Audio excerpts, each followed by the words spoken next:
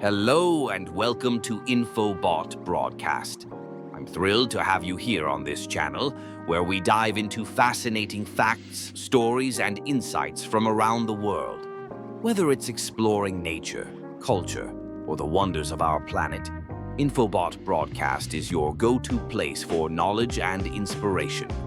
So, hit that subscribe button, join our community, and let's embark on this exciting journey together. Stay tuned for more, and thank you for being here. Food people eat, the songs they sing, the way they trade, it all flows quite literally with the rivers.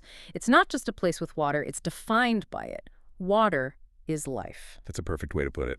Well, today we're diving into exactly that kind of place, West Bengal in India. Our goal here, using the research we've gathered, is to really unpack this deep, almost symbiotic bond between the state and its rivers. You're going to find out these aren't just lines on a map. They're the lifeblood, the history, the soul of the culture. And what's really striking, I think, and what our sources make so clear, is that this isn't just about geography. We're digging into how deeply these rivers are part of every aspect of life there. So this deep dive, it's your shortcut to understanding that mix of geography, economy, human spirit, everything. You'll probably have a few aha moments about why West Bengal is called river-mothered. River-mothered, or Tlaitanme, not Demotrika. Such a powerful phrase. How does that actually play out? I mean, what does it feel like on the ground?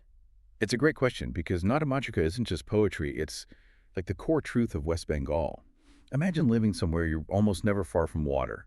The whole state is crisscrossed by this huge network. Rivers, canals, wetlands, everywhere. It shapes the landscape, obviously, but also things like how houses are built often on raised platforms. Right. And transport, naturally, boats are key. Even the food, lots of freshwater fish. It's this constant presence, a living force. So it's the sheer density of waterways, not just one or two big rivers, that makes river-mothered so real. Exactly. Our sources stress this. We talk about the big names, Ganga, Padma, Hooghly, Damodar, Teesta, Mahananda, Rupnarayan, Atrai, Mayurakshi, Subarnarekha. But these aren't just boundaries. They're fundamental to life, to farming, industry, trade, and definitely to the culture. It's a place where the rivers don't just run alongside life. They actively shape it. They nurture it. Sometimes they challenge it, too. That's a really important point. They're active forces, not just static features. And what's fascinating, as our research shows, is where these rivers actually come from. Such diversity. Our sources group them into three main origins, right? Each telling a different story. Absolutely. Understanding the origins tells you a lot about how they behave. First up, you've got the rivers that start in the Himalayas. Think Teesta, Torsha, Mahananda, Jaldaka, Radak. They're mostly snow-fed, from glaciers and melting snow. So a more consistent flow. Generally, yes, compared to purely rain-fed rivers. They start fast and powerful, carving through mountains, carrying sediment. Then they hit the plains of North Bengal, where they need that vital water, often forming those braided channels you see. Okay, so high energy, fairly steady flow from the north. What's the second category? How are they different? Moving south, we get rivers with Ganga tributary origins. This is a huge category. Many key rivers are branches off the Ganga or flow into it. So the Bhagirathi Hooghly, actually a distributary, splitting off the main Ganga, plus the Damodar, Ajay, Mayurakshi, Rupnarayan. Their link to India's biggest river is crucial. Their flow, their water quality, it's all tied to the huge Ganga basin and the monsoon cycle. They basically spread the Ganga's fertile gifts deep into West Bengal. Right. And the third type, following the geography, I guess, moving west towards the plateau. Spot on. The third group originates from the Odisha-Chhattisgarh hilly regions. These are essentially peninsula rivers flowing east. Examples are the Subarnarekha, Kangsabati, and Shilabati. They come from the Chota Nagpur Plateau area, much older geology than the Himalayas. Their flow is often much more seasonal, really dependent on monsoon rains. So more prone to flash floods maybe, and then lower flow in dry seasons? Exactly that. And they carry different kinds of sediment too, often coarser stuff. So you end up with this amazing variety of rivers, each with its own origin story, its own journey, shaping different parts of West Bengal. It really is a living network. Let's zoom in on some of the major players then, because these rivers, they have stories, they shape destinies. We absolutely have to start with the Ganga and its main branch in West Bengal, the Bhagirathi Hooghly, the heartbeat of the state, really. No question. The Ganga is India's longest river, sure. But for West Bengal, it's the ultimate source. It enters West Bengal near the Rajmahal Hills in Murshidabad. And then comes a really critical point. Near the Farakka barrage, the river splits. It bifurcates. And that split has massive consequences, not just for West Bengal, right? But for Bangladesh, too. Huge consequences. One main branch becomes the Padma River that flows east into Bangladesh, carrying most of the Ganga's water, supporting millions there.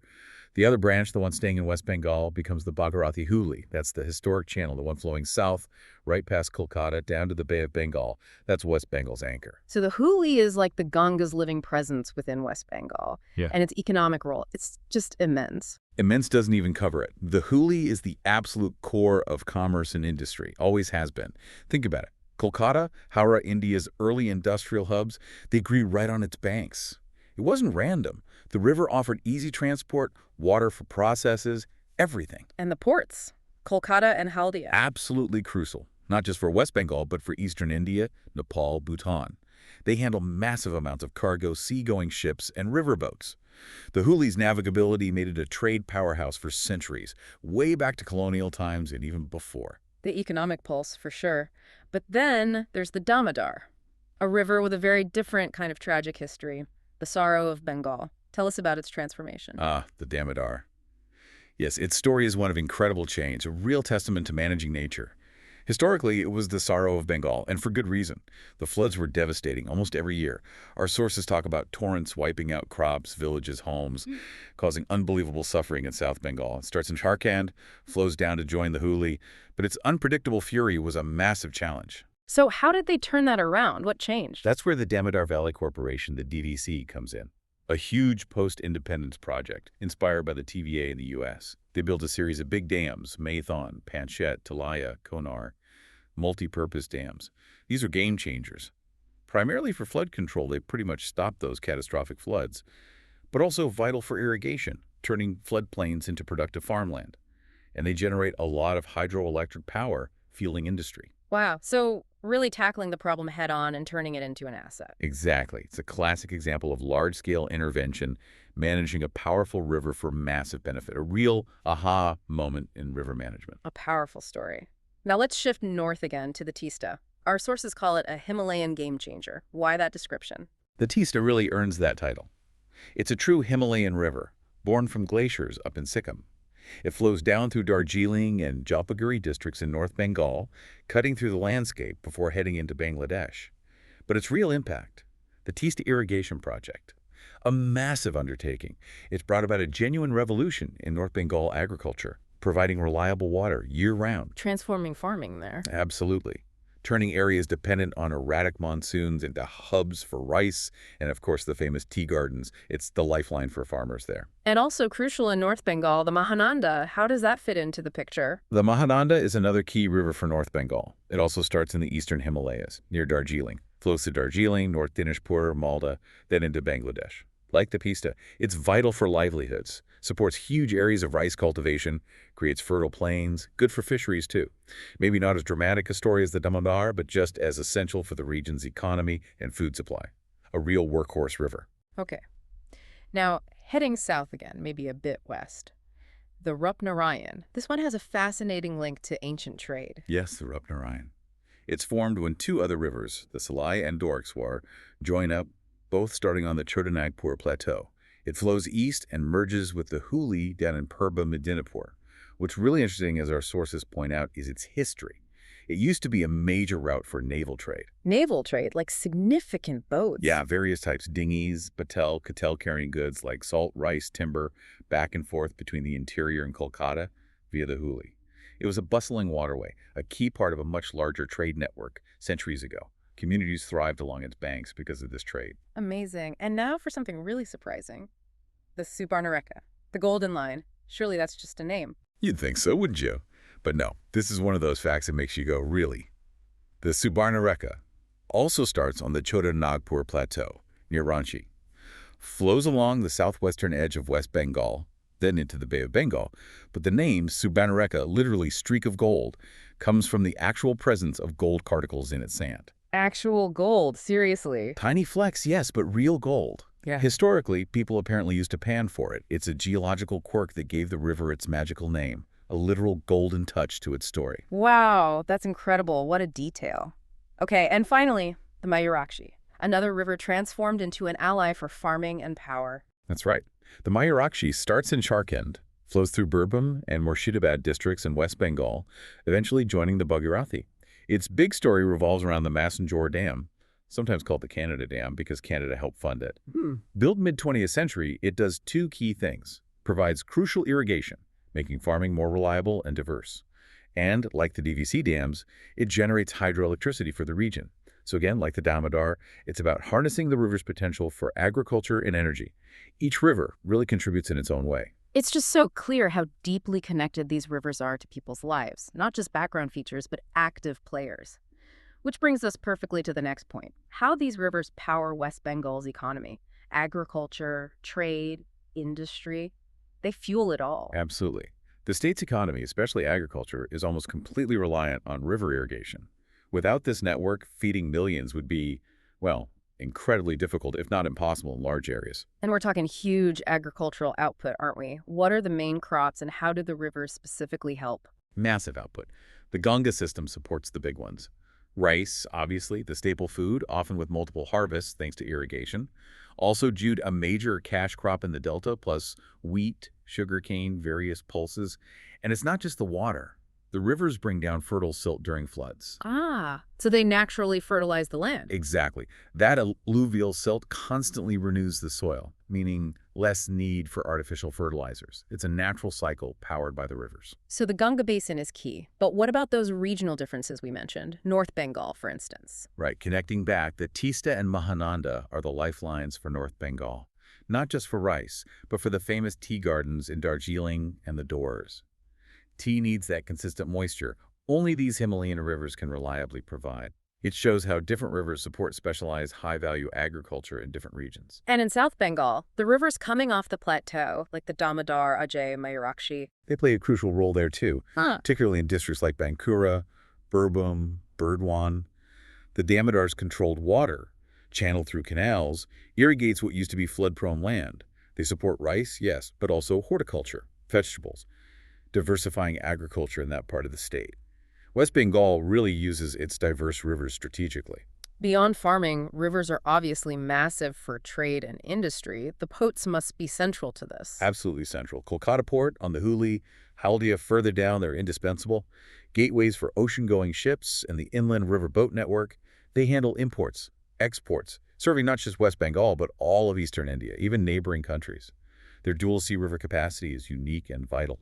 And industry didn't just pop up randomly, did it? It grew along the rivers. Seems obvious thinking about it. It's a fundamental point. Think about Howrah, Shibpur, Dankuni, Durgapur, major industrial zones right on the riverbanks. Why? Because rivers provided abundant water for processes, textiles, paper, chemicals need a lot of water, and, crucially, cheap transport, moving bulky stuff like coal, iron ore, raw jute, finished goods. Rivers were the highway. Like those old jute mills lining the Hooghly. Exactly. Totally dependent on the river. Now, of course, industrial pollution became a huge problem later, but the initial growth, inextricably linked to the rivers. And some rivers, like Teesta and Mahananda in the north, they cross borders, so they facilitate international trade, too. They do.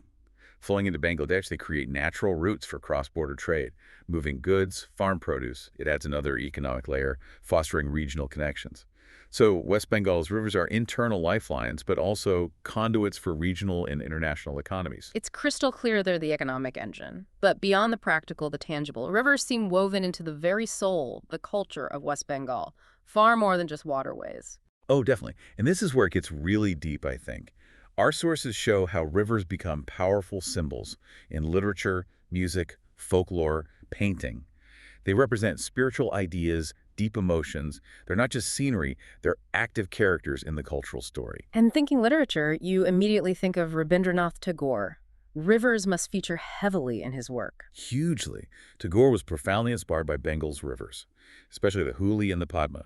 They're not just mentioned, they carry deep symbolic weight in his poems, songs, novels. Often, the river represents life's journey, its flow, its calmness, its turbulence, mirroring our experiences. Separation too, maybe. Yes, separation, the distances between people, but also connection, continuity, memory. Think of his Sonartari, the golden boat. The river becomes a metaphor for time, for the fleeting nature of things. He really gives rivers an artistic, almost philosophical life. Makes total sense. That rhythm, the constant change, yet continuity. It's a perfect metaphor. And this flows into music too. Folk songs, ball songs. Absolutely. Especially the mystical ball songs. River imagery is everywhere. The river often stands for the soul's journey, the search for truth, that longing for the divine. There's a famous one, Lodi Choljai, the river flows, on using the river's movement to talk about the spirit moving towards enlightenment, letting go of worldly things. The music itself often evokes the feel of the river, its power, its peace. And maybe the most visible connection festivals. Think Durga Puja. Rivers are central, aren't they? This is where reverence for rivers becomes really tangible, really communal. Festivals are tied to riverbanks. Durga Puja's climax is the idol immersion in the river, usually the Hooghly. It's a farewell, a return to nature, symbolizing that cycle of creation and dissolution like the river's own flow. And Ganga Snan, sacred bathing. Exactly. Millions believe bathing in the Ganges cleanses sins. Pilgrims come from everywhere. Even smaller festivals like Gajan often happen near rivers. It just reinforces that rivers are sacred communal spaces, vital parts of everyday spiritual life, not just economic assets. So, rivers truly touch every part of life. Sustenance, economy, spirit. But such reliance must bring challenges too. These lifelines are vulnerable. We need to look at the problems, the darker side, and the efforts to protect them. Right. It's not always an easy relationship. Floods are still a major issue for many rivers. The Damodar is mostly controlled now, thanks to the DVC, but others, like the Atray, Mahananda, Torsha in the north, can still cause terrible floods during heavy monsoons. We're talking loss of life, people displaced, infrastructure destroyed, huge setbacks. It demands incredible resilience from the communities living nearby. And beyond the drama of floods, there are slower, maybe more insidious threats, environmental degradation. Yes, and these are really worrying. Siltation is a big one. Silt builds up often from upstream deforestation, making rivers shallower. This hinders navigation, which hurts trade, and, ironically, makes flooding worse because the river can't hold as much water. And pollution, especially in your cities. Severe pollution. The Hooghly around Kolkata is a prime example. Untreated sewage, industrial waste. We're talking heavy metals, chemicals, plastics. It kills river life, affects fisheries, and contaminates water sources, impacting human health directly. It's a critical problem. I've also read about illegal sand mining being a global issue. Does that happen in West Bengal too? What does it do? Oh yes, it's a major problem there too. Widespread illegal sand mining from riverbeds. It destabilizes the riverbanks, causes erosion, which threatens nearby villages, bridges, roads. It messes up the natural flow, damages fish habitats, just makes everything worse environmentally. And then layered over all this is climate change. The big one. Yeah. Changing rainfall patterns, faster glacier melts in the Himalayas. It leads to less predictable river flows, maybe less water overall in dry seasons, but more intense floods when it does rain. This uncertainty is a huge threat to agriculture and industry that depend on reliable water. These challenges sound really daunting. But there are efforts underway to tackle them, aren't there? Conservation work. Definitely. Awareness is growing, and there are significant efforts. The National Ganga Mission Namami Gange is a huge one, focused on cleaning up the Ganga and its tributaries, like the Hooghly. It involves building sewage treatment plants, tackling industrial pollution, promoting sustainable farming near rivers, raising public awareness. It's a massive undertaking. And the big infrastructure projects we discussed earlier, they also play a conservation role, in a way. They do. The Teesta Barrage project isn't just for irrigation. It helps manage floodwaters from the Himalayas. And the Damodar Valley Corporation, the DVC, is really a pioneering example of integrated river basin management. Flood control, irrigation, power generation, all planned together. It shows how you can manage a river basin sustainably, balancing needs and mitigating risks. These efforts show a real commitment. So wrapping up this deep dive, it's undeniable. West Bengal's rivers aren't just part of the scenery, they are the state's backbone. Life, economy, history, culture, it all flows from them. Their influence is just immense. You see it everywhere. Farming that feeds millions, industries lining the banks, courts connecting to the world, the art, the music, the festivals. They're the arteries, truly. But the story isn't finished. These lifelines face real, serious threats. Pollution, siltation, the unpredictable impacts of climate change. These are urgent challenges. And failure to address them properly, with integrated management, with genuine public involvement, well, it puts the future of these rivers and everything that depends on them at risk. The continued health and vibrancy of West Bengal, and probably many places like it around the world, really hinge on our collective ability to respect and protect these vital water resources. It makes you think, doesn't it? What's our own connection, our own responsibility to the water that sustains us all? A crucial question and a powerful thought to end on. Thank you for joining us on this deep dive. We'll be back next time to explore another fascinating topic.